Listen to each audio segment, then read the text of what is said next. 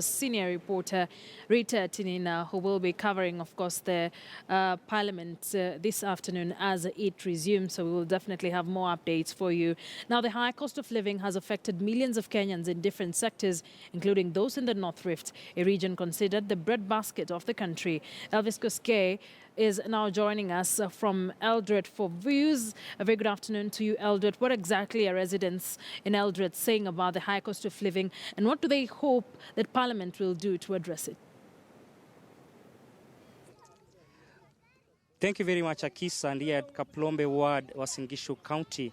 As you can see, farmers are busy in their farms, but I'm going to just collect a few reactions from Kenyans here pertaining the high cost of living. I'm aware that the Treasury CS, Henry Rotich, is working on a bill that is meant to further reduce the high cost of living. But also, I'm aware that the lawmakers are meeting in Parliament today. This is meant to cushion Kenyans at the eye of the essential commodities that they have been experiencing over the years. Labda niweze kuzungumza na wewe, tunaona kwamba mmekuwa mashambani na leo wabunge wanaweza kukutana katika bunge. Je, unatarajia nini iweze kufanyika ili kiwango cha labda uchumi iweze kurudishwa chini? Mimi yangu yenye ningependa kuongea wanapoenda kwa bunge waweze kukumbuka upande wa unga. Manake sisi ni wakulima, tunalima na vifaa vyetu zinapandishwa bei. Sasa tunashindwa tutakula ugali ama tutalimba mimea yetu ikienda wapi? Watupunguzie unga plus na sukari. Manake tunashindwa economy yetu ya Kenya. Tunafanya kazi gani? Tutaishi katika maisha ya kuhangaika ama tutaishi katika maisha ya kupandishwa ama kushukishwa chini? Tunataka serikali tusaidie, hasa kama sisi wakulima zaidi. Tunalima na tufaidike katika ukulima yetu. Ndio, labda niweze pia kuzungumza na wewe. Yes, sasa sisi kama Wakenya tumeangamia sana kwa sababu ya unga iko juu na sukari, na tunapandishiwa vitu. Hata sisi, hata watoto hata hawezi enda shule kwa sababu hakuna pesa, na fertilizer pia iko juu. Sisi tunalia kinyumbani, watupumuzi ugali tu na sukari. Yeah. Labda mkulima na kuona unapambana hapa, wewe unasemaje kuhusiana na hilo?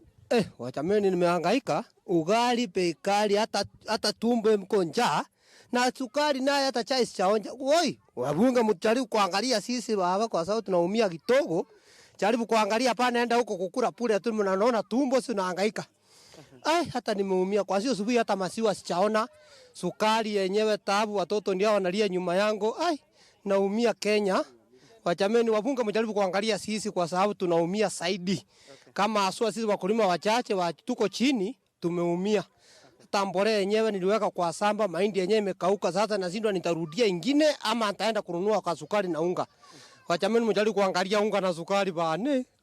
Tunaumia. Ndio. Labda I'm also bringing the managing director of Kerio Valley Development Authority. I'm aware that you've been working on different projects, including the Wayway irrigation project. And one of the key reasons President Uhuru Kenyatta raised is that the drought that we've experienced is one of the reasons that we have experienced the high cost of living. What is the Kerio Valley Development Authority doing about this? Thank you very much. We've had, it's true, it's been a very long spell of drought, and there's been no rain for almost 6-7 months now. And the country has been relying mainly on rainfall and rainwater for farming. And that has not become tenable, especially when we have a drought like now. So in Kerio Valley, what we're doing as a Kerio Valley Authority is that we are giving alternative farming mechanisms through irrigation. Because with irrigation, it does not matter whether there's rain or not.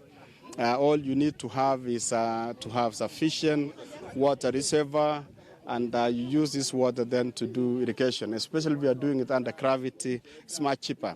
And this is what we are doing in Tigor, in West Pokot, where we have 800 acres.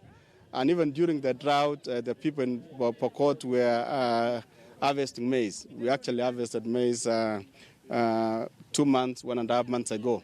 And now they are doing another crop, which should be mature in 3 months. And then we've expanded this farm by another 800 acres to achieve about 1,500, which will be ready in the next 2 years. And in these 2 years, No, 1 year actually, because it's already 1 year down the line.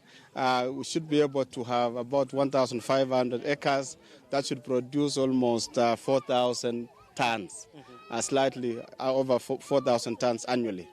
And this is the way to go. For us to address the issue of food security, we should be looking at moving away from rain-fed farming to irrigation. And this is possible in Kerio Valley. It's possible in the coastal area. It's possible also in northeastern. And I believe what Parliament is going to do today is a short-term measure to address the issue of food security and also prices of food. But then in the long term, I would suggest, and I think this is also in the government strategic plan, that we look at investment in water sources so that we store enough water. When it's, during rain, we store enough water, either building dams or building weirs, and using this water then to irrigate land. And then we can get continuous and sustainable food supply for the country, both for the local consumption and also for export. The other issue that needs to be addressed is the cost of inputs. What we've been seeing, like I hear a lot of issues of the cost of sugar being very high. It's because of the land tenure system.